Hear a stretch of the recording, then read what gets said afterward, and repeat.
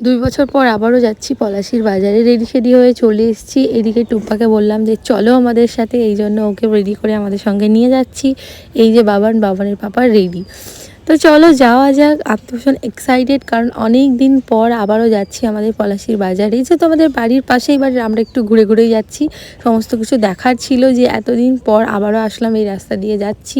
এই গলির কথা তোমাদের কারো মনে আছে কিনা জানি না, আগে ওইখান দিয়েই যাওয়া আসা করতাম।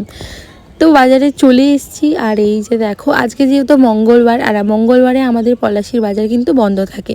কে কে জানতে তোমরা এই ব্যাপারটা, সেটা আমাকে কমেন্টে জানিও। আমার একদম মনে নেই যে আজকে মঙ্গলবারে বাজারটা আমাদের বন্ধ থাকে।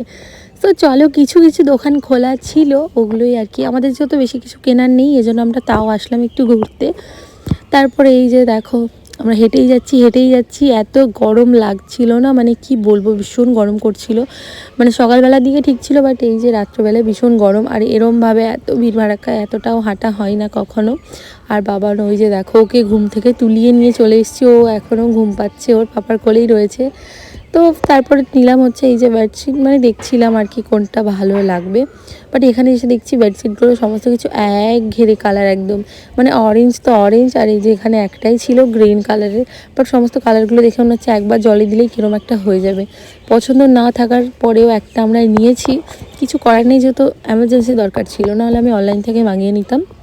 আর আমার সেরকম জানাও নেই যে এখানে কোন দোকানটা কোথায় আছে। আপাতত এখান থেকে একটাই নিয়ে যাই, পরে যখন আবারও কিনবো তখন তোমাদের সাথে আবারও শেয়ার করব।